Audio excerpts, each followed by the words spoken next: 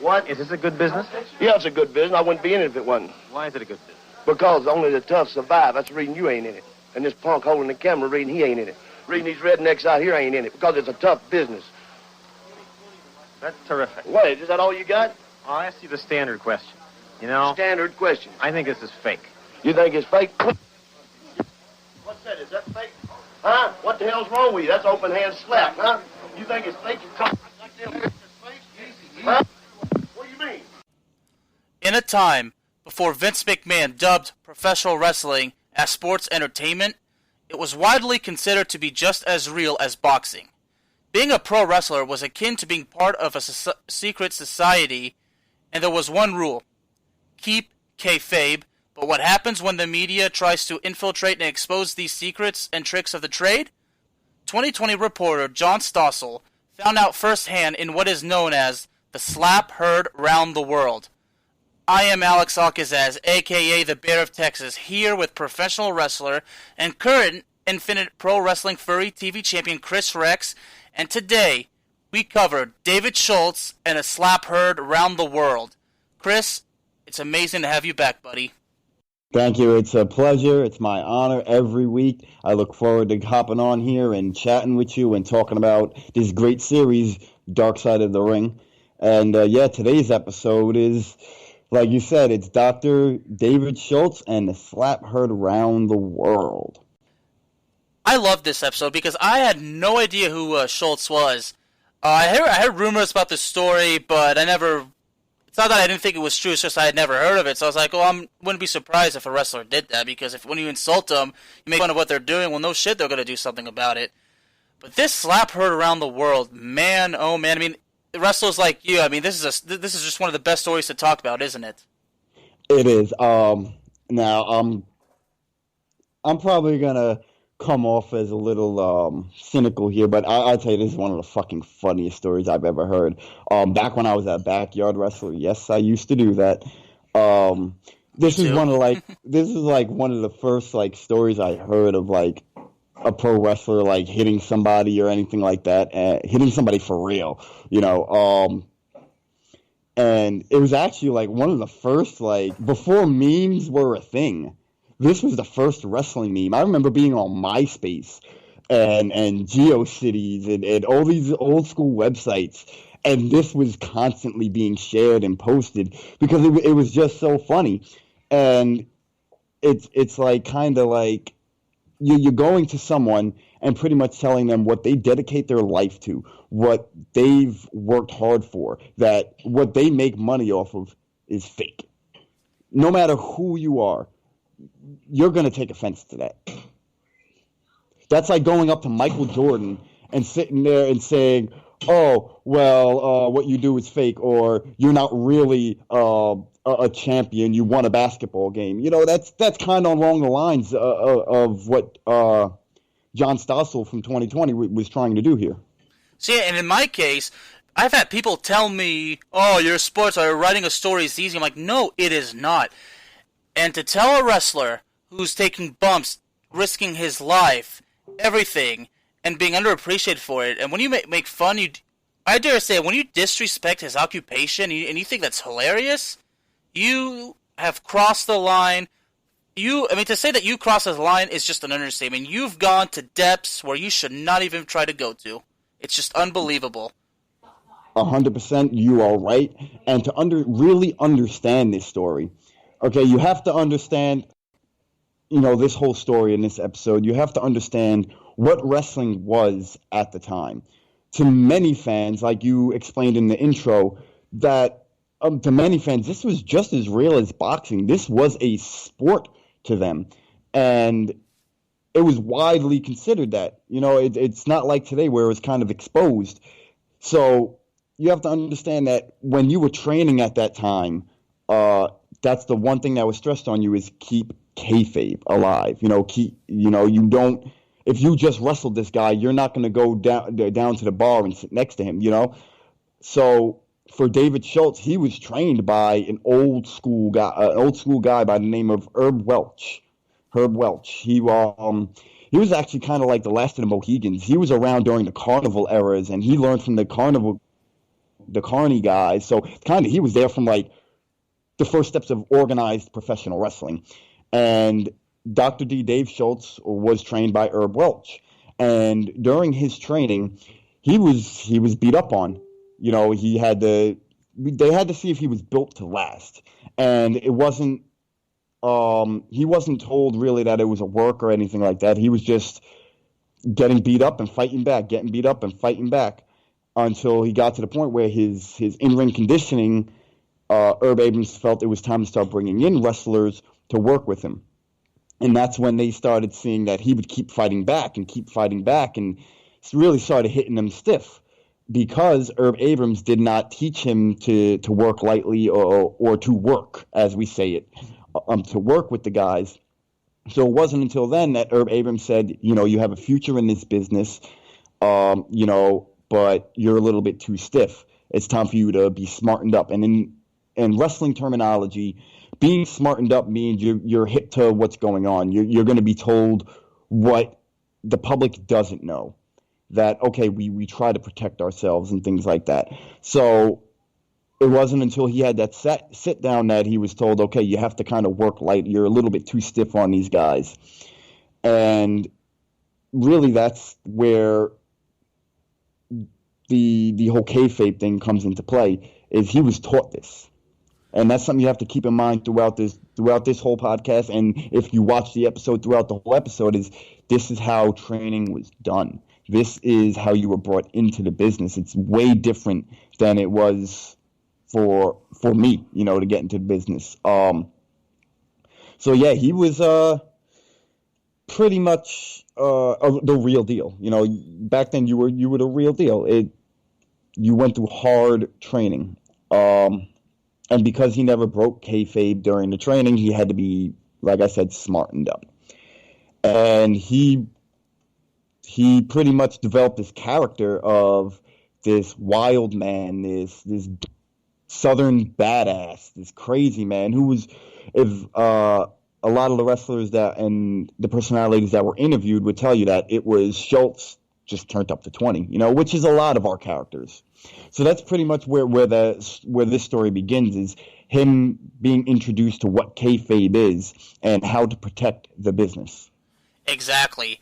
And the way he took that seriously is he lived his gimmick. Like you just said, like those guys back then, I mean, they lived it. Like, they're not going to wrestle a guy and then 2 hours later be seen at the bar next to each other. I mean, if they were probably in the same bar, they'd probably have this confrontation. But the point is, folks, I mean, back then, wrestling was different. I mean, those guys really lived their character into their personal lifestyle. Yeah, 100%. And actually, at the time, he actually met a young Hulk Hogan, and they were pretty much roommates, and they were best friends. And when Vince McMahon pretty much called for Hogan to come to WWF, Hogan requested that David Shultz come there because they can make money together. With David Shultz being the heel, Hulk Hogan being the big baby face. And David Shultz was such a good heel. Like you said, they brought it kind of into their real life. He was such a good heel. When they cut their promos, when he would cut his promos, they would get calls while it was airing that this guy was beating his kids and beating his wife. And it really wasn't his wife or his kids. He was just playing that character, telling his wife, why don't you go make us something to eat? And telling his kid, I'll whack that smile off your face. And people thought that was real. Yeah. Because to them at the time, it was real. You didn't watch that and say, oh, that's a great character. That was, oh, wow, Dr. D, Dave Shultz is, he's a crazy man. He really is crazy. He really is violent. He really is a badass. Mm-hmm. And we get to the point where it shows a clip where Vince McMahon is in his office in Connecticut, and the police come in and say, we have a warrant for this guy's arrest. We need to know where he lives. But Vince tries to explain to him, oh, no. He didn't really do that for real. It was a show. Like, Vince probably explained, like, officers, this is what we call a vignette. When we have characters uprising in our company, we promote their character by having them in these videos to show what the nature of their character. And, yes, and Vince took it up a notch. Like since David Schultz was like a super heel, Vince had to take it up a notch to promote his character in those vignettes. Like, Vince actually did a good job. Dave Schultz could not have just been your average heel. He had to be he had to be different than every other heel that was in the company. So his promos had to be different. His character had to be, amped up to be this crazy badass compared to Hulk Hogan. And Vince McMahon had to, when the cops came rushing into the office, Vince had to smarten the cops up and say, no, this is a show. That's not really his family. We're pretty much filming a little movie. It's a little promotional build, something to help build his character. So think about it. The cops didn't even think that it was fake. They really thought this guy's out there beating his kids and beating his wife, and he's a domestic abuser. That I really found that funny because it makes me think of, wow, like I kind of wish wrestling was that way today, to where people believed in you more. Yeah. Fortunately, it's not, but we'll get to that as we progress through the episode. But yeah, the whole thing is just. It's unique because, in a wrestling company, you need when there's the two guys, there's the good guy, there's the huge good guy, the hero, the god, and then there's the bad guy who's the evil, sinister devil. It's like a demon versus an angel. I mean, it's the oldest story known to man, good versus evil, right? Yeah. I mean, that's how they incorporate it in wrestling. You go through that with anything, whether it's wrestling, whether it's movies, TV shows, it's always a battle of good and evil. And the moral you always want to try at the big payoff is you always want to give that good overcomes evil. Yeah, either heel may win a few matches, but the overall, the blow off, at the end of it all, 9 times out of 10, the good guy, the face, good prevailed over evil. Exactly. And that's how you made your money, because you knew everyone was going to invest their money and invest their feelings into the face, the good guy. And Hulk Hogan at the time, there was no bigger face at the time than Hulk Hogan. Exactly. Well, keep it going, Chris. You're doing a good job. So as we move further into the episode, we meet John Stossel. And at the time, he was a journalist for ABC News and 2020. And he kind of had his own feelings on professional wrestling. He wanted to dive into what was professional wrestling because though he thought it was entertaining, he felt in his own words it was based on bullshit. It was these promoters selling these fans this product that they're making them think it's real. He felt that there was something wrong with that. And right off the bat, I have to give my opinion. I know we're about facts here, but I have to give my opinion here. Isn't that what TV is, though? Yeah. I mean, that any TV show, even reality TV, is not real. Even reality TV is set up in some way. There is some bullshit involved. So he wanted to try and expose this bullshit. In his own words, he says, I thought it was interesting that this big, growing, successful business was based on bullshit. Cleverly done, athletic bullshit, but lies. And again, I'm going to give my opinion. There is not a sport that is played in this country that I do not believe in some way, somehow, has been or is set up.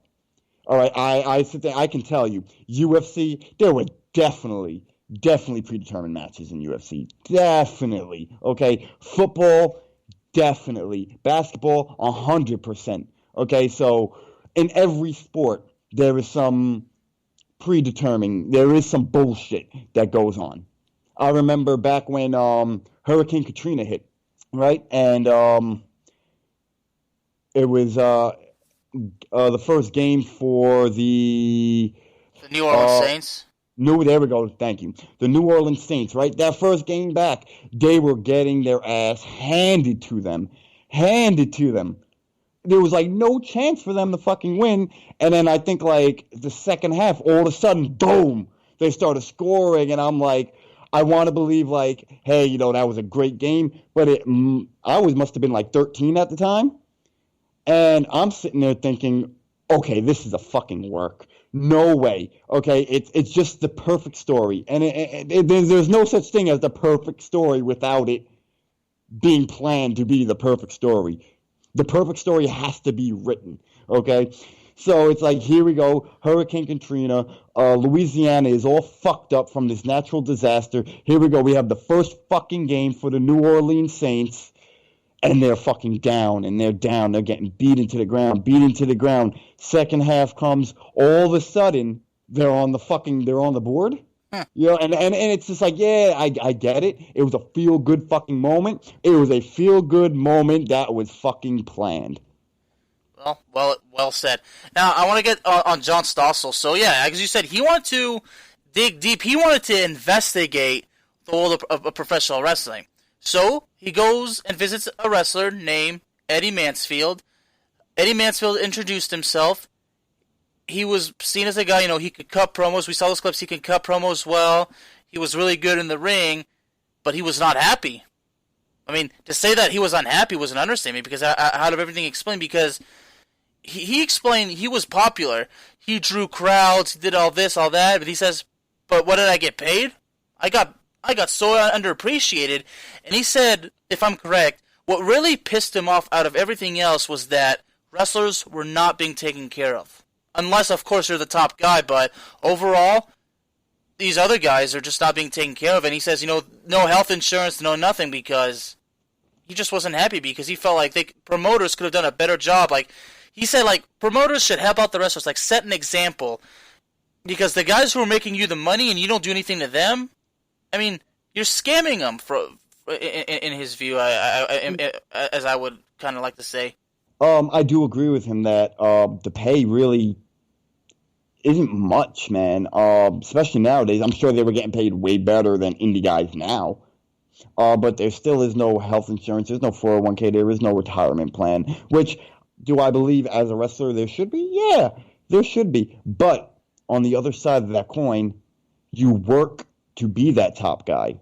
You work hard. If you want to be that top guy, you have to prove it. You have to work hard. You have to take the shitty paydays. You have to take the shitty matches. You have to be on the lower card, you know, and you work your way up. And I feel that when you do that, your money is more deserving. When you earn your way to be a top guy and be paid top guy money, it shows that all those years of scratching and clawing, now it's finally paid off. You know, if you just pay everybody the same amount of fucking money, then what's different? Why does this guy have to work hard then? He's not going to work hard because he's already getting his money. See, exactly. His matches aren't going to get better because it's like, fuck it, I'm getting paid what I want. I have insurance. I have this. So why do I need to go out there and do any more than what I'm doing? So it's kind of like, as I agree that the pay should be better, there should be some kind of benefits, and promoters to this day should take care of their wrestlers better. You have to work for that. You have to prove it. Like, especially the indie wrestling scene now is way different and much harder to go through than back then, I believe, because of the fact that there's so many different companies, and now you have to get yourself out there. You know, you have to kind of work for free. There's been plenty of times where my first couple of years I worked for free. I traveled and I worked for free. Put my body, think about that. You're putting your body on the line. You're putting your life in another man's hands for absolutely no pay. But and the mindset that we're taught is you kind of go through that and you scratch and claw your way to, now you're starting to get these paydays. You're starting to get $10 paydays. Oh, you're making $20 paydays. Oh, you're making $50 paydays. And you start, working your way up, and you kind of have to create a name for yourself now. Very rarely do promotions actually build the guy. It's the other way around now. It's a guy that just got released from WWE that's helping build this promotion. But very rarely would you see something like a guy like me who really doesn't have a name in the business and hasn't done a whole lot in the business, and a promotion using their resources to push them. That is very rarely seen today. And I think maybe that is what needs to be changed, is promoters need to take into fact that if you're going to bring a guy out and you're going to use a guy, your job as a promoter is to get that guy over as well. He has to get himself over. He or she has to get themselves over. But if you're not sitting there giving them promos to cut, you're not guiding them, you're not giving them that time, especially now with the internet, it's fucking free to put something out there. If you're not pushing these guys, then how do you expect for them to, one, want to work for you? Because then it becomes another day, another match, another promotion. I don't give a fuck. And two, how do you expect them to progress and for fans to want to come and see them? If you just throw Kris Rex out there with no promotion, no nothing behind him, fans aren't going to give a fuck about who Kris Rex is. But if you're sitting there and you know I'm coming into your promotion July 23rd, okay, you have time to build that. Like, oh, here's this guy from New York. He's trained by this guy. Boom, boom. You use your resources and whatever, that guy has done to push them. And that is not done today. In other words, you got to advertise. Yeah. You got to give the people something to be excited about. Exactly. Like, I work for Infinite Pro Wrestling. Okay. I'm the current Infinite Pro Wrestling Fury Television Champion. Now, if they just put the title on me, right, and there's no promotion behind me, and there's no hyping me up, then what does it matter, What does it matter that I'm the champion? The champion should mean something. The champion should be promoted as such. But if you don't know who Kris Rex is and the company isn't letting you know who Kris Rex is, then they're not doing their job. But on the other hand, it's also, like I said, it's also up to the talent to also kind of take it upon themselves to put themselves out there. It is. 1985, Madison Square Garden. Now, Hulk Hogan was already established. He was already the champion. He was already the top face. Hulk Hogan's career had just, it was already skyrocketed. So WrestleMania, just like Chris said, the first WrestleMania is coming up, and we all remember the main event of that WrestleMania. It was Hulk Hogan and Mr. T versus Roddy Piper, one of my personal favorite wrestlers, although I'm sad that I didn't get to grow up watching him, and Mr. Wonderful, Paul Orndorff. Now, this is a part that really had me shaking my head, because, and now you got two of the biggest heels in the company, and then there's only one, there were more baby faces, but there was no big superhero-like baby faces. So Vince McMahon decides to bring in a Hollywood actor, Mr. T, who's a badass. During that time, he was in a show called The A-Team, and it's actually a good show. I used to watch it when I was a kid, and once they do reruns, I will definitely watch. So they bring in a guy who's he's never even wrestled. No wrestling experience. He's just like a badass Hollywood action dude, and he puts him in the main event, in the WrestleMania main event with Hulk Hogan.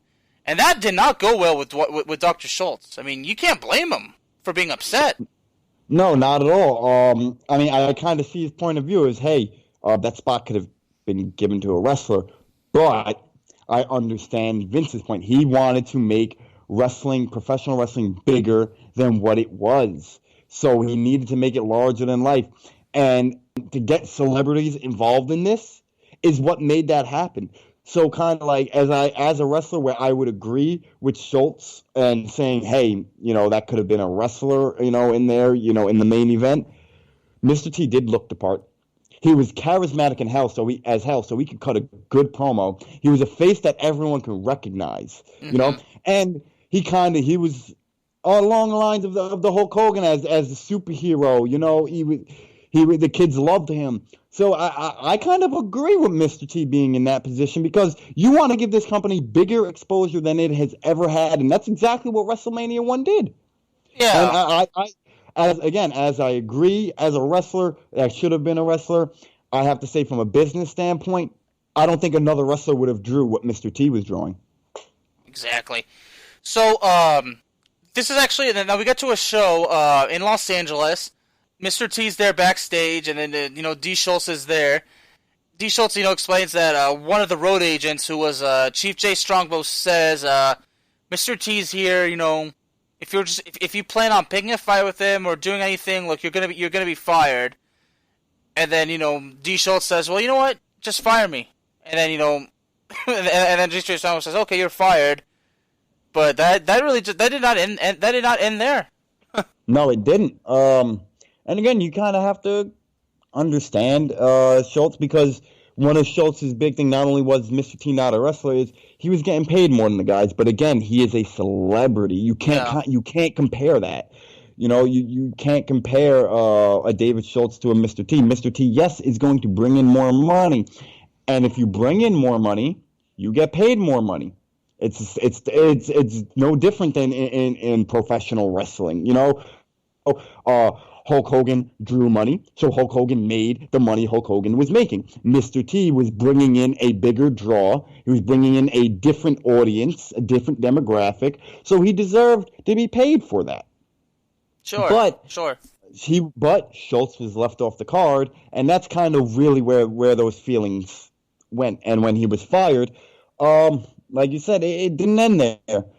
He went to the ring to see his friend work the show, work his match, and while he was in the crowd, Strongbow had the police called, and Schultz was pretty much hogtied and handcuffed with guns drawn and everything, and tossed out the back door like he was a criminal. And it was like an ultimate act of treason. Schultz was betrayed. It's almost like he was set up too. And I think Schultz said he went out to the ring, I think, to greet a friend of his who was in the audience. I think it was a Japanese wrestler, if I'm correct. Yes. He was sitting next to Mr. T. Yeah, and then, he goes there, and then boom, that's it. Yeah, and now there's a few different recollections of this story. Mm-hmm. Okay, and one of them is that he apparently challenged Mr. T to a fight backstage. Huh. That was one of they say that's one of the reasons why Schultz would ultimately be fired. Yeah, and Schultz said that didn't happen, and then he said he didn't cause a confrontation when he was at ringside when he was in the crowd. And then they play a clip from Hulk Hogan on Stone Cold Steve Austin's podcast, where he said that Schultz slapped Mr. T in the face when he was at ringside. And so it's kind of like you're hearing a couple different stories here, and it's like, who do you believe here, man? And it's hard because there's no fact on that. I wasn't there, you weren't there. The only people who were there are giving different stories. I mean, the trail's basically cold. Like you're just running into a dead end. And I can kind of see maybe WWE taking precautions. Like, okay, Dr. D is out there, something could happen. But I mean, having the fucking police come at him, guns drawn, like he was a fucking terrorist or something. Like he just put a fucking bomb in a building. I mean, I think that was a little bit too much, but I think that was kind of to teach Dr. D a lesson or kind of make a point like... don't cross the boss. Pretty much you're not allowed here anymore. Yeah. And unfortunately, that was the end of it. Yeah, and Dr. Schultz's career really dwindled down, but, he kind of lost the friendship through that. He did. Him and Hulk Hogan were friends before Hulk Hogan was anything, and it ruined the friendship. And even he has a picture. He goes into a storage. Yeah. Into his storage, and he pulls out an old photo of Hulk Hogan. Of him and Hulk Hogan, yeah. And on the back of the picture, it says, "Old friend forgot his name." Forgot his name. I mean, think about that, man. It's funny how he still describes him as, quote, an old friend. And he calls him Big Head. That's what he calls him, Big Head. Well, he has a big... he does have a big head. So, and maybe it's kind of like... Not only did Dave Schultz kind of lose his profession over doing something that initially Vince McMahon told him to do. Like, that's where this all kind of stemmed from. Is Vince told him to do this. He did it. And now he's got to deal with all these fucking consequences because Vince got sued and because he had an opinion over whether a celebrity should be in the main event. And I feel kind of bad for Schultz because he was protecting a business that he loved. He was protecting a business that at the time had to still be protected. And then what does Vince McMahon go and do only a few years later? He goes and opens up and exposes the business himself. Mm-hmm. He officially declares it as sports entertainment. Yep. And the reason why he did that was to avoid paying the taxes on the athletic commissions. Mm-hmm. It's all about, And what is called is deregulating professional wrestling, which today, believe it or not, is not deregulated everywhere. It is not. The state of New York, there is still a New York State Athletic Commission that governs professional wrestling. In order to run a professional wrestling event, you need to have a promoter's license. You need to file certain guidelines. Your event needs to be the paperwork for your event needs to be sent in beforehand. So it really is still treated that way in New York, in Virginia, in a lot of states. It is not deregulated. The one state that Vince McMahon primarily ran in that did deregulate it was New Jersey, which is why a lot of wrestling companies now in the tri-state area, well, my tri-state area, they go out to Jersey because legit, there's no rules. If you ran a show without the commission in New York, you are fined out the ass. If you do in Jersey, you can pretty much do whatever you want. You can have fans attend your show and pay. You can put on shows. Talent doesn't need to have what they call a wrestler's license, which thankfully in New York you don't need. But I did a set of TV tapings for Infinite Pro Wrestling out in Virginia, and I had never had to get a wrestling license before. I mean, I wrestled in Florida. I've wrestled New York, New Jersey, Connecticut. You know, I've wrestled in a few different states. I've never had to get a license. And that day, me and my partner had drove in. My partner was on commentary, doing commentary. We drove in like the night before. We got in around 2 a.m, and I'm talking to my boy Franco, and he's like, you know, I'm trying to still work on your paperwork and everything. You might have to go down there in the morning. And the morning of the tapings, I had to go down to the department. I believe it was like a DMV. It's pretty much where all their departments are. They have like one building where all their departments are, their state departments. And I had to go pretty much fill out the application, pay the fee, and you're good for a year. Well, not a year. Well, for me, it wasn't a year, but it's till December of that year. So it really is still regulated in a lot of states. It's still regulated, which I kind of don't agree on now because, okay, if it's been exposed by now, and we're still not considered, and we're not considered a real sport, then the state athletic commission should not be regulating us. You know, if we're not going to get benefits that sports programs get, if we're not going to get the reputation that sports in the community, the help from the community that wrestling shows run in, if we're not going to get that support like other sports do and after school sports and things like that do, then no, do not regulate us as a sport. Do not make us pay taxes and fines and pay you yearly to be a wrestler if we're not going to get those benefits. But it's kind of like they have to have their hand in your pocket, especially with New York State, man. And maybe I'll catch heat for this, but there's been plenty of times where I've worked for my home promotion at the time, Fighting Spirit Wrestling, where we've ran shows and we've had commission at the shows, and they're telling us we can't do this, we can't do this, we can't do this.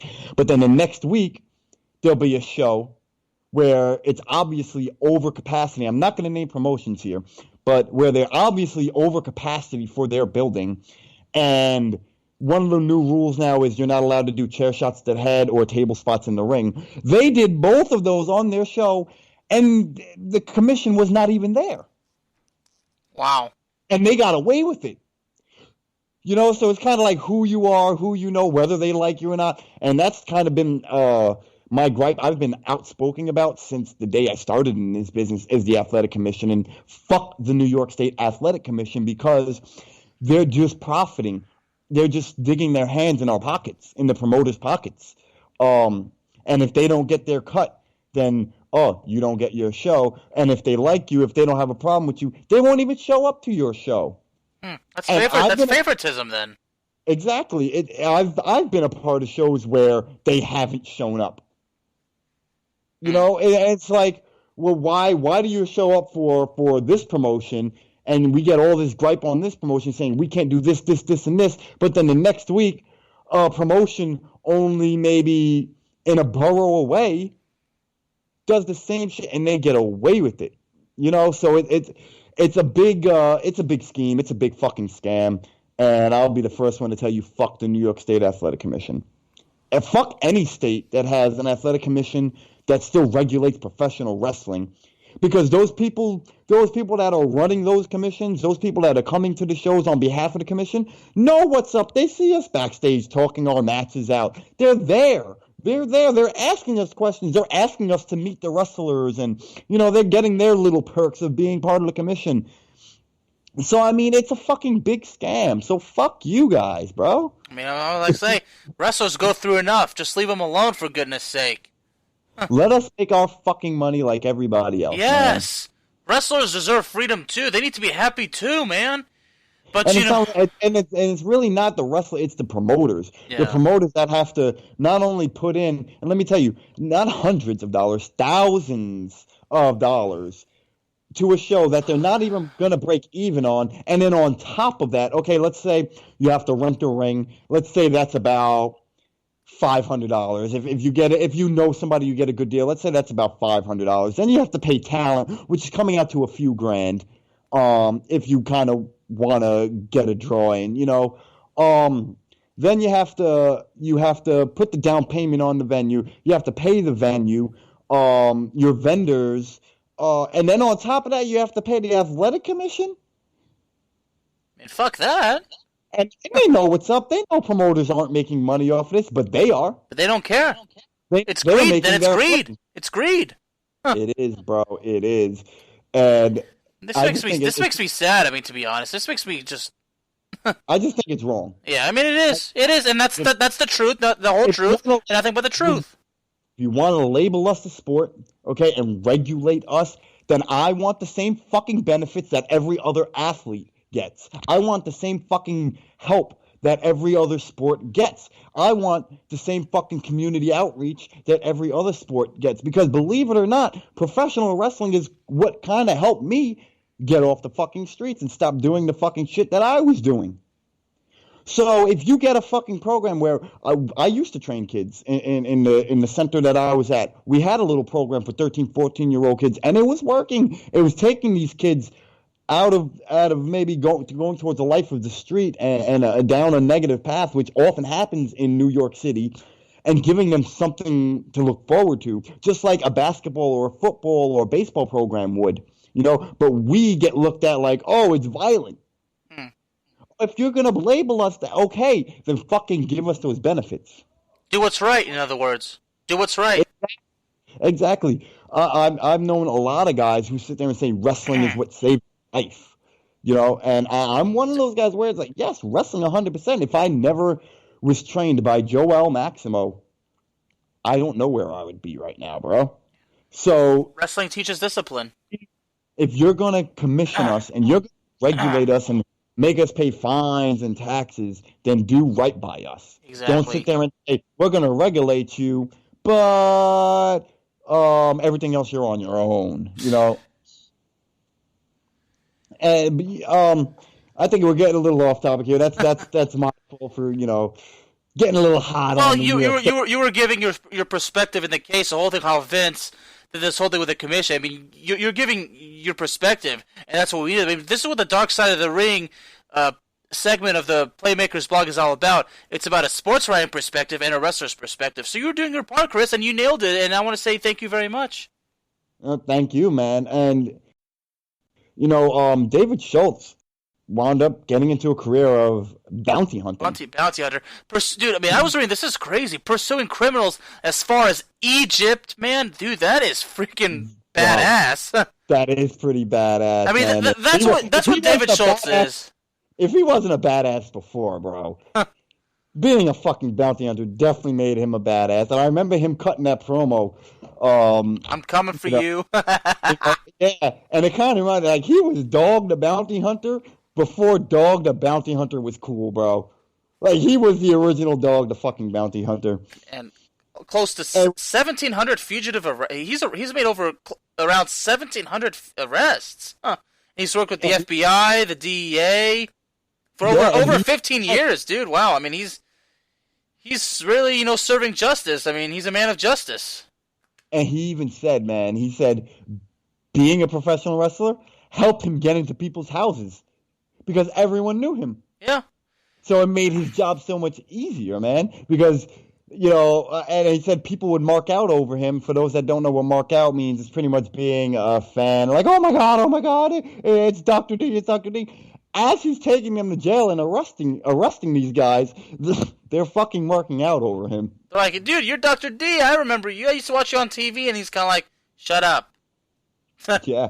And in one of his most memorable cases as a bounty hunter, he tells the story of a guy who had kidnapped 2 teenage girls. Oh.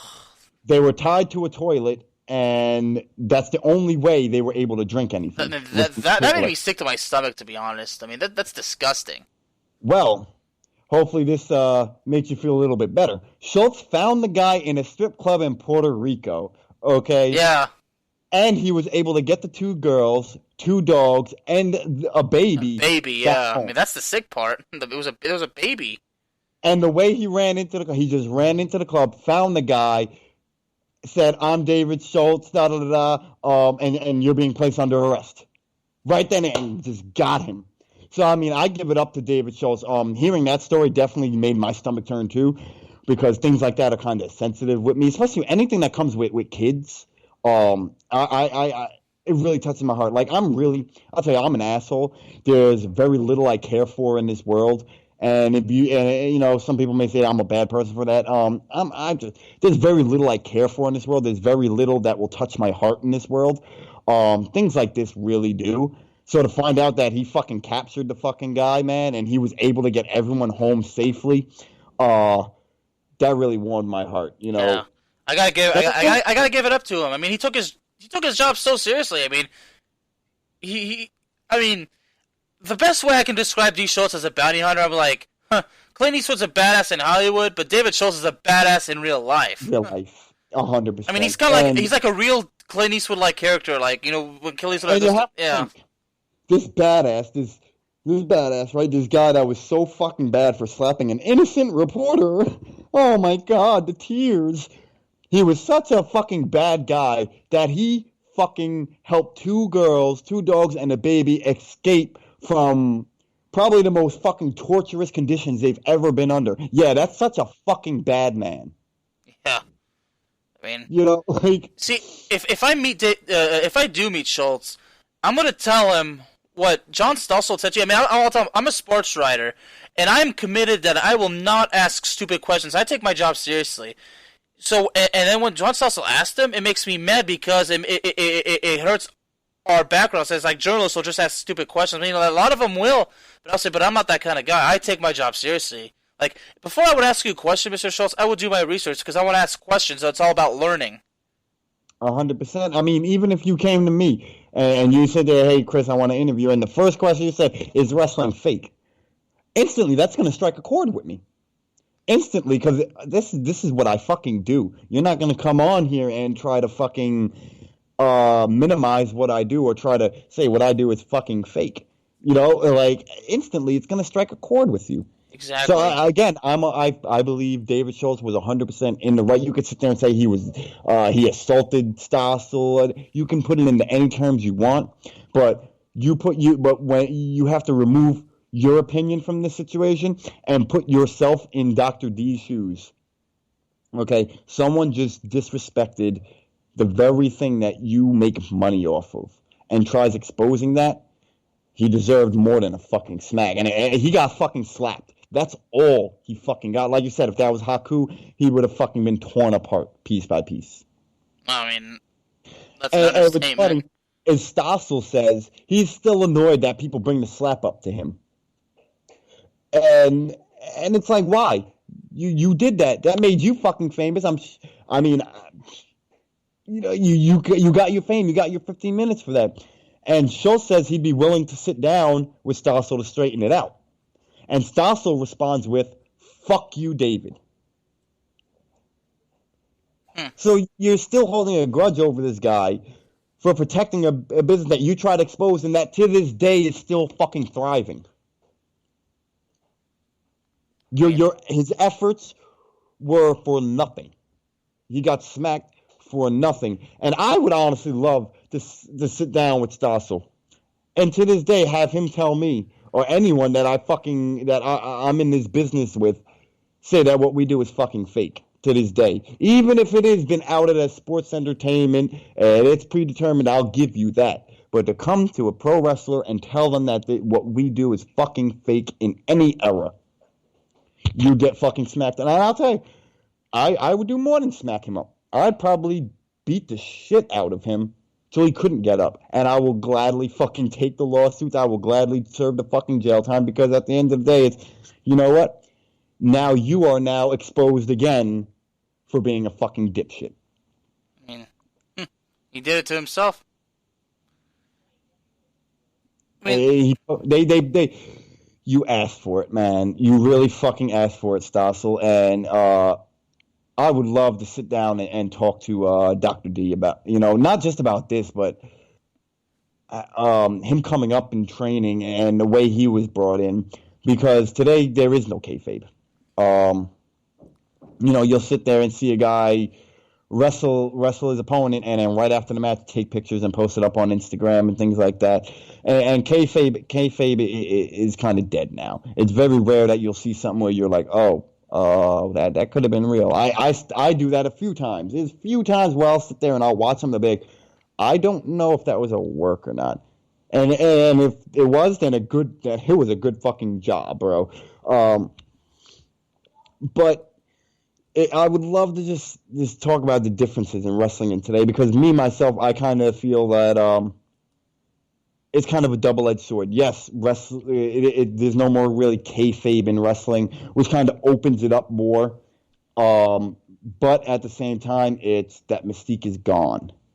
That getting people to come to shows is harder now because, it's that TV stuff. It's that TV stuff. It's like I've been in bars where people have been like, that's the stuff like Hulk Hogan used to do. And as much as it kind of hurts me to hear that, I understand where they're coming from. They don't understand it, Stossel was someone that understood it. To go and a random person in the bar that I'm talking to say, it's that Hulk Hogan, I'll be like, yeah, just kind of like that, just on a smaller scale, But no one has ever used the word fake with me.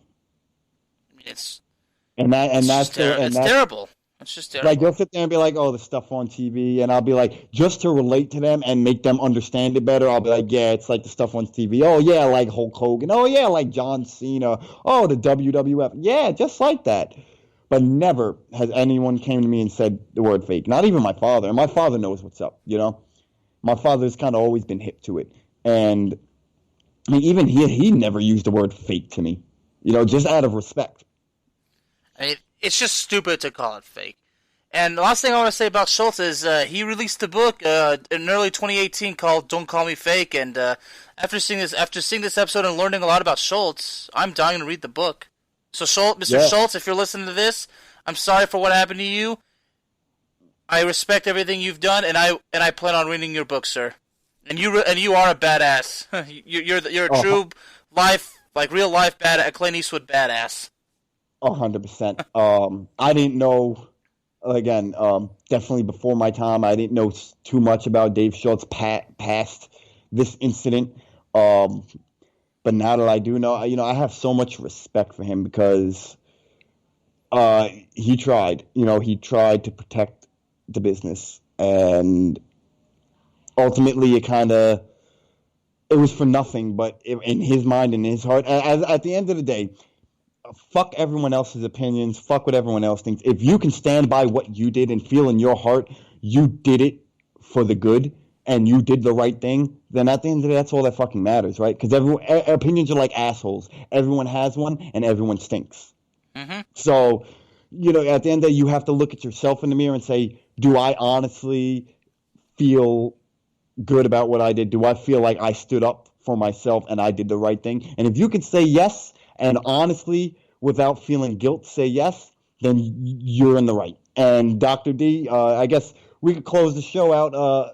Dr. D, I'll agree with Alex. You are 100% badass. If some way, somehow you are listening to this, I would love to sit down with Alex and interview you and talk about your career. And I just want to let you know how much I fucking respect you. And you are, like he said, you are the real life fucking Clint Eastwood, man. Well, Kris. Well said. As we let y'all go, I have a couple announcements to make. First, I want to give another shout out to our good friend Darnell. He released his episode 2 of the on The Last Dance with the Playmaker. Episode 2, The Glue of the Team. It's really interesting, folks. Y'all really have to listen. And the final announcement, there's major announcements are coming from the Playmakers brand. So please follow us on all social media platforms. You can follow us on Facebook, Twitter, and Instagram. We're even available on YouTube. Your support is greatly appreciated. We got some big things coming, so please follow us. On Twitter, we're at PlaymakersThe. So it's just at Playmakers and the word The. We have a new logo. Check it out. Tell us what you think. We love to hear from y'all. And remember, we're available on Anchor, Apple Podcasts, Spotify, iHeartRadio, and many more platforms. Kris, it was an honor to have you back here again. Can't wait to be back here next week. Y'all, for those of you out there who support us, we love y'all. Keep up the good work. Thank y'all very much.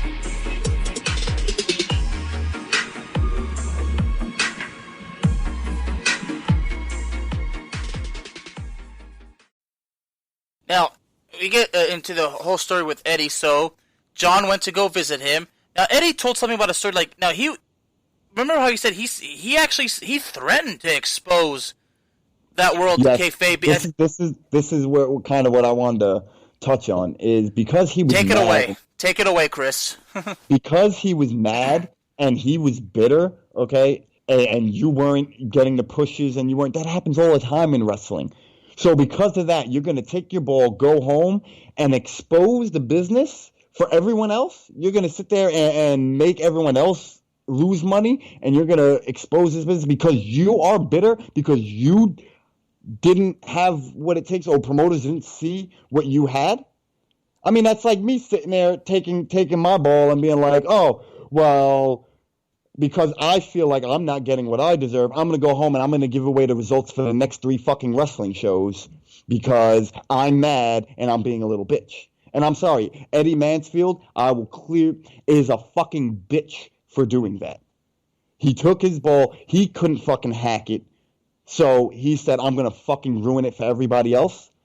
I'm sorry, you don't sit there and try to say you were trying to do it for the fucking boys, that you were trying to get us more pay. You weren't. Because what you were fucking doing was killing it for everybody else.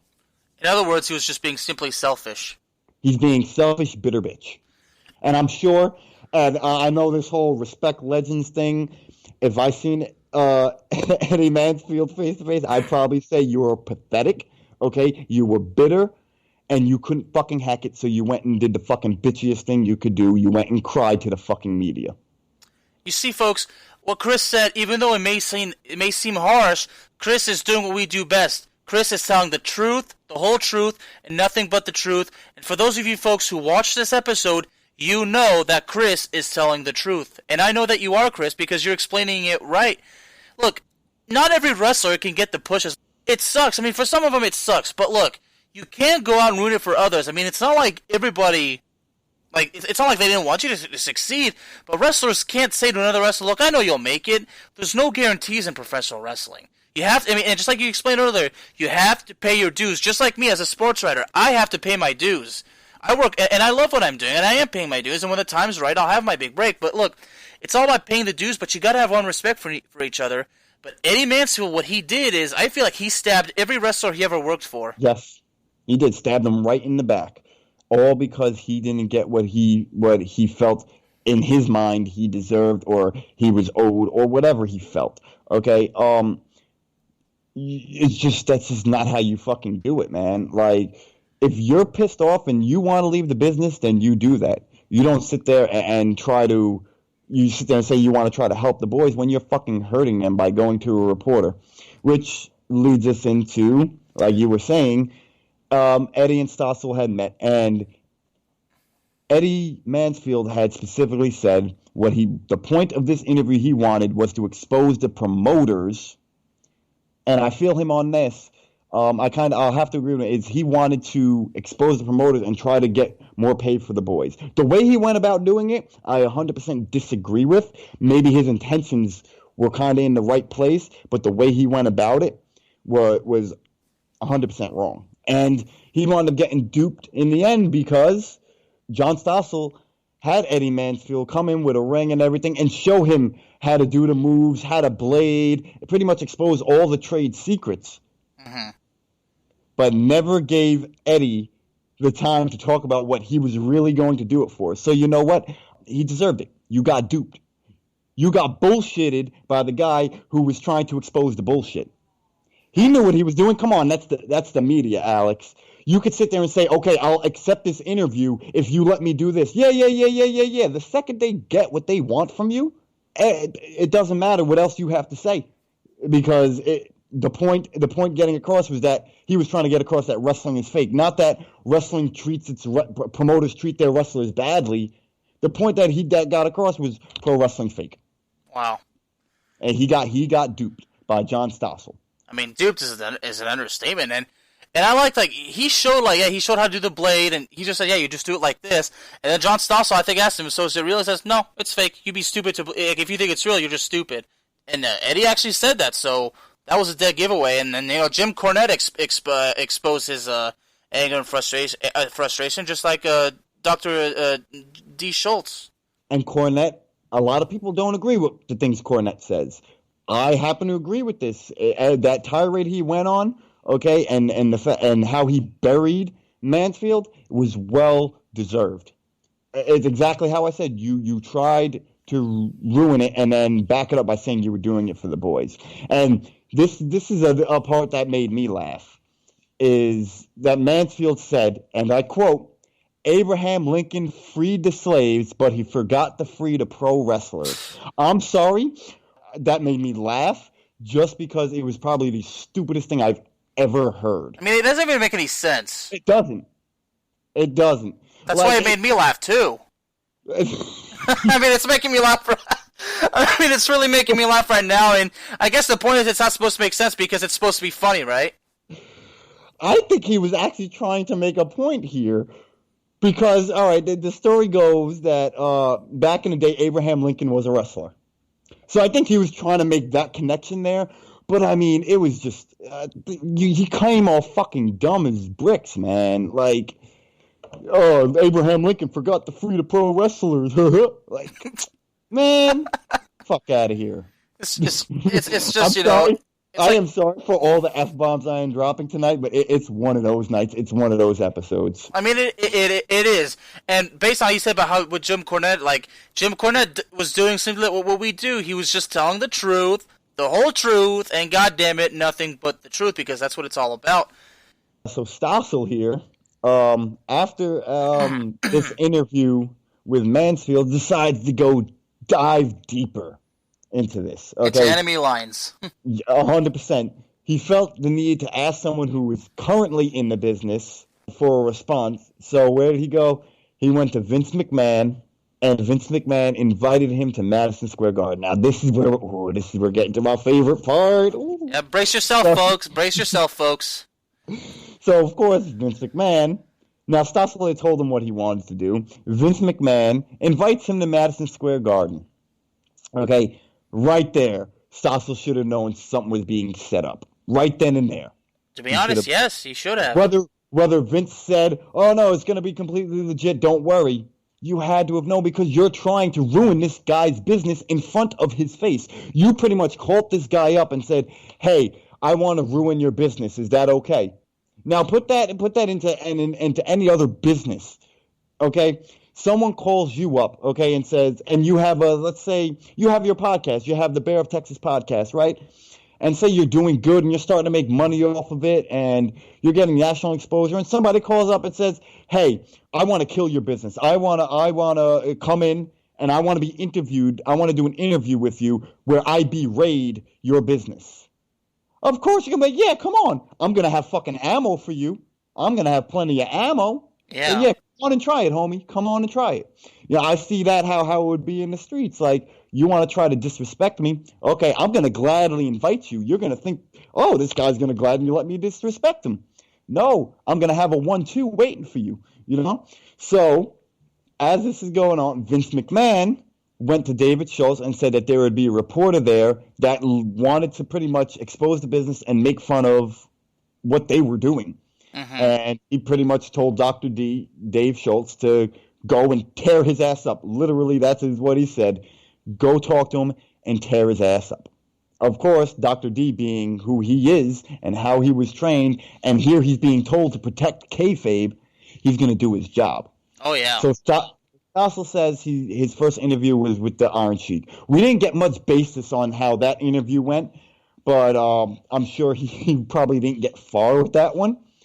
So Shultz was his next one. And they go to Cornette for another interview here. And I agree with Cornette. Cornette says it was a recipe for disaster, and he doesn't know why anyone would go up against Shultz. I agree with what you were getting into. Just like the fucking stupid-ass kids that wanted to step up to New Jack, they got what they deserved. They got what they asked for. Here, John Stossel is going to get what he is asking for. He wants to find out if pro wrestling is fake. He wants to expose the business. Well, the fucking business is about to expose him. He starts, pretty much doing his basic reporter duties, and then he said, I want to ask you a standard question.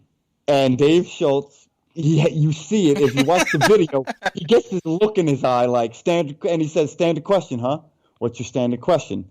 And instead of asking a question, this is what I noticed. He did not ask a question. He said, in my opinion, I believe this is fake. I mean, that's not even a question.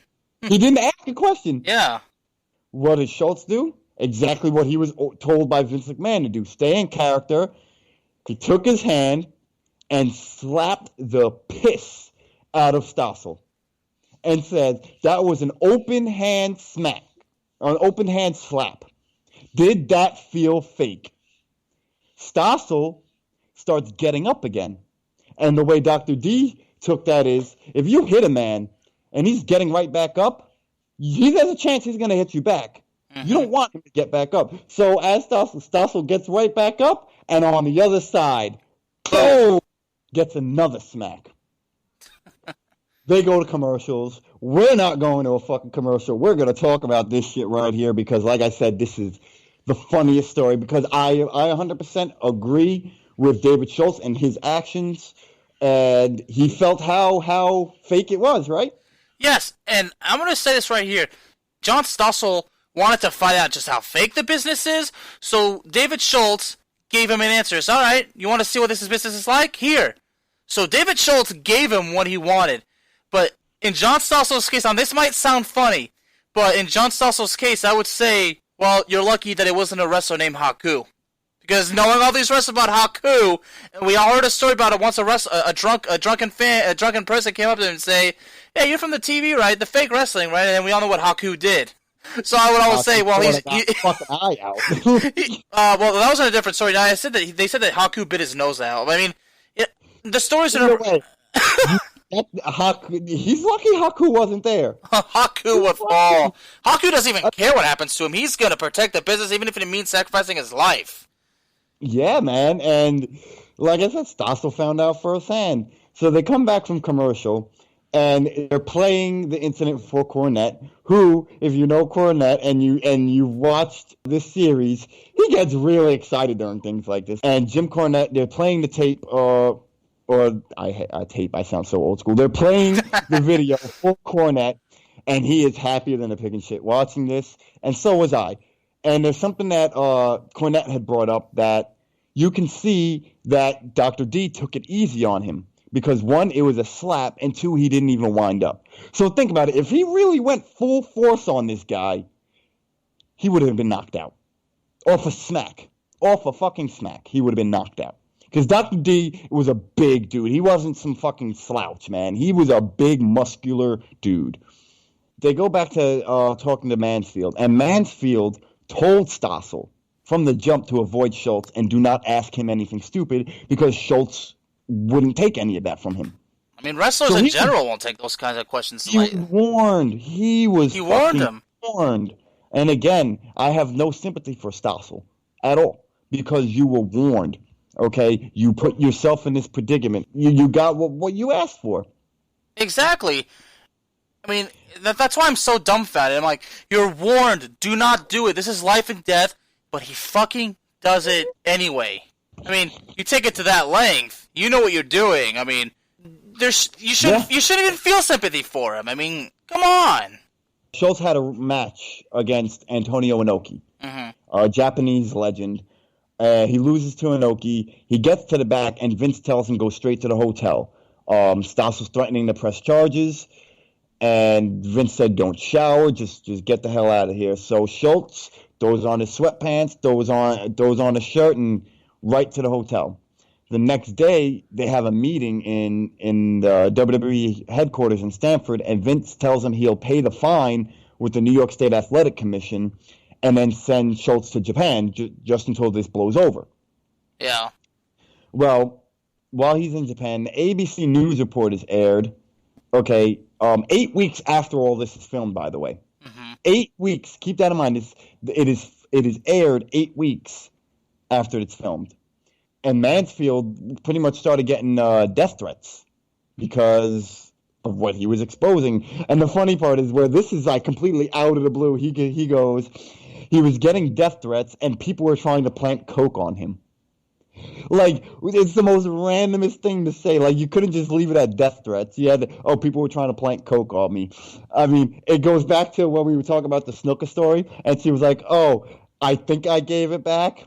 Man, come on. It's the 80s. It's pro wrestling. You were definitely sniffing that coke. Nobody was trying to plant that shit on you. All right, Mansfield. Okay?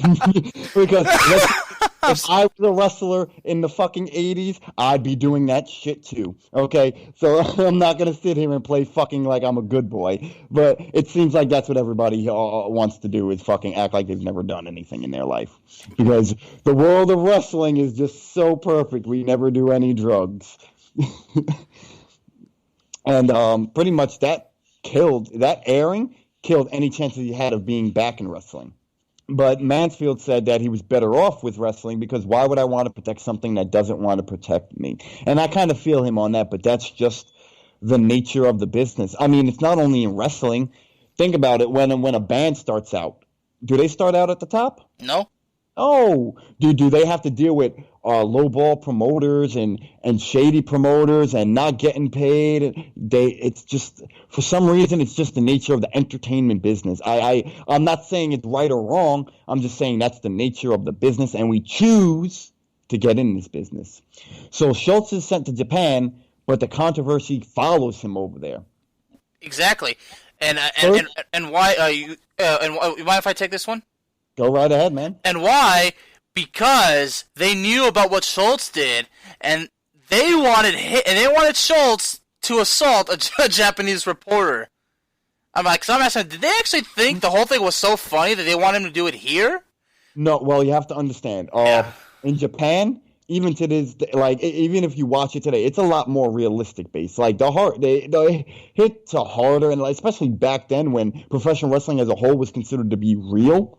For them, it was like, here's this guy, the most badass American coming to Japan. You have to kind of look at it from their point of view and not our point of view. Mm-hmm. The badass American who slapped a reporter who probably in their eyes had to leave America because of it, which is kind of true, is coming here now. So what's the first thing they do? Is they want him to slap a reporter over there, which this was a work.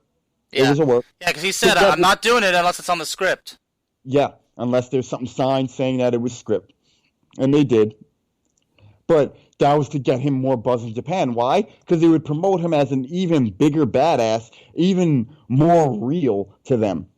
Because he left America because he's in hot shit over legitimately hitting a reporter. So what are they going to do? They're going to set up a publicity stunt when he gets here. When he gets to Japan. I mean, that was good promotion right there. Talk about fucking putting your guys over. And giving them some fucking publicity. That right there, that was the best thing they could have done, because I'm sure it raised his stock in Japan. Oh, yeah. I mean, this is one of the reasons right here. No wonder so many wrestlers here in America, when they get released from WWE, they say, yeah, I'll go work in Japan. I'll make good money in Japan. Huh. That's why a lot of wrestlers are happy there. Some of them do. Yes, okay, some of them. Some of them do. Not every American wrestler goes to Japan makes it. It's very rare, especially during these times, too. Yeah. Like, for a gaijin, which is Japanese for foreigner, for them to actually be a star out there, it was hard. Like, it was really hard to make a name in Japan. But he kind of had that help of his reputation. Yeah. And I'm sure it wasn't his first time in Japan. I'm sure he's been there plenty of times. But back in the U.S., people were calling in the ABC to check on Stossel. Now, mind you, again, this is 8 weeks after it's filmed. 8 weeks after he was slapped. Take it away from here, Alex. Well, the lawsuit apparently intensifies, and this is when D. Schultz's career, just begins to, just like the Titanic, hits the, starts to sink after hitting the iceberg. Well, the funny thing here is that 8 weeks after this, right? And that's why I'm so dumbfounded. It was 8 weeks. And 8 weeks after, he says he wants to teach a lesson to the WWF, or WWE now, WWF at the time. He wants to teach them a lesson, so he sues them. But here's the thing. Schultz had spoken to Stossel's lawyers before they brought the case against Vince McMahon and the WWE, and his name was not in the lawsuit at all. Exactly. And let me explain, folks, because it was because Schultz did what he did, but here's the key, Chris. It was under the orders of Vince McMahon. That's why, and then Schultz said, I'm not signing anything. I mean, I'm doing what you told me to do, Vince. I mean, this is your problem. Yep. And Schultz is right. I mean, Schultz was doing, you gotta do what Vince tells you to do. I mean, Vince is a smart guy. I mean, I'm sure Vince knows what he's getting himself into. So Schultz is right. Says, oh, look, Vince, I did what you told me to do, so this is on you, buddy. Not on me. Well, Schultz wasn't named in the lawsuit against the WWE. But as a part of the suit, Stossel had to let WWE doctors examine him, and this is again where I start laughing because Mr. I want to expose bullshit. This is where Mr. I want to expose bullshits himself. So he goes to the WWE doctor and has them examine him. Pretty much the doctor had told him, the pain you're suffering is pretty much just because of the lawsuit. You're pretty much prolonging this. You're pretty much saying you're feeling this pain because of the lawsuit, which he denies. He says, I couldn't take care of my kids. I couldn't change diapers. I couldn't do. That's all fucking bullshit, because anyone that watches kids and changes diapers, I'm sorry, ears ringing or not, you're still going to be able to fucking take care of your kids. So that was all fucking bullshit, Mr. Stossel, okay? And if you happen to be listening to this, which I think is a long shot, but if you are and you have a problem with what I say, you can at me at Rex Wrestles, and we could definitely talk about how much of a fucking bitch you are. But anyway, the doctor examined him and pretty much told him, you're bullshitting this, right? Well, years later, they settled, and Stossel gets $280,000 from this lawsuit, okay? And admits the doctor may have been right in that his pain was for the trial, and he said his pain got better once he was paid. Wow. If that's not bullshit on top of bullshit, I don't know what is. I mean, it's not coincidence. It can't be. 2 seconds ago, you were sitting there saying how, no, I was really feeling pain and ringing in my ears for weeks. 8 weeks after you got fucking smacked. I'm sorry. I've been concussed, okay? Concussed, knocked out cold. And that shit didn't last 8 weeks, okay? I was still able to do my normal everyday activities. And then after you get the money, all of a sudden you feel fucking better? You are the king of bullshit, John Stossel. I mean, what I want to know is, like, he got slapped, like, if he got hit in the cheek, like, how does that cause ringing in the ears? I mean, I'm not a medical expert, but... He's claiming he got smacked in the ear, which, okay, if you look at I'll give him the benefit of the doubt on this one, all right? Here we go. I'm going on a long shot here. I'm going to give him the benefit of the doubt, and the size of Dave Schultz's hand coming, swinging across, he could have hit him in the cheek and maybe clapped him in the ear, maybe, it's possible. It's possible. I've been slapped to where I feel it in the fucking face and the ear. My dad has smacked the shit out of me as a kid to where I feel ringing in my ears, but I was smacked across the face. So I can kind of give him the benefit of the doubt. But for you to have ringing in your ear for fucking 8 weeks, okay, and then when you settle years later, you feel good? I mean, in my case, if my ears were ringing that long, I mean, I would have got insane. I mean, I would have got medical attention immediately, but this is probably just different. He was just mad that he got smacked up, and now he's trying to get some way to compensate for that. And really, I don't even think he should have fucking won the $280,000 fucking case, because again, you asked somebody to smack you. You asked somebody to smack you. But because of all this is going down, Dave Schultz's career starts to kind of go downhill. I'm also one more thing. John Stossel actually apparently regretted. He expressed regret for the lawsuit too. Huh. Of course now he does. Now he does. Yeah. It's easy. Hindsight is 20/20. Okay, it's easy to say that, hey, 40. I feel bad for something I did 40, 50 fucking years ago. It's easy to fucking say that. It's easy for me to say, hey, I feel bad for the kid that I punched 20 years ago, 10 years ago. Yeah, it's easy to fucking say that. It's hindsight. Everyone feels bad for something they did earlier in their fucking life. Okay? So, I feel the same way. I mean, a kid that bullied me. I mean, now look at it. I feel bad because I punched him in the face and made him bleed. I mean, he was an asshole, but he didn't deserve to be, hurt. He didn't deserve to get hurt that bad. My first fight in school, I feel bad. I mean, I kind of don't feel bad, but at the same time, I'm like, hey, I could have went about it a different way, but guess what? I'm not fucking me in middle school anymore, So, of course, I'm going to say I regret it and that I wouldn't want it to happen again if I can go back. Everybody could say that. If I could go back to high school, I'll be a straight-A student, but I can't. So, it means nothing. Remorse at this point means nothing because you already fucked shit up. Yeah. You already got smacked up. Where was the remorse right after you got smacked up by this guy? Where was the, oh shit, I'm sorry, you are real? There was none of that. But because of all this shit that John Stossel stirred up, Dave Schultz winds up getting the shit end of the stick right around the time WrestleMania 1 is coming along.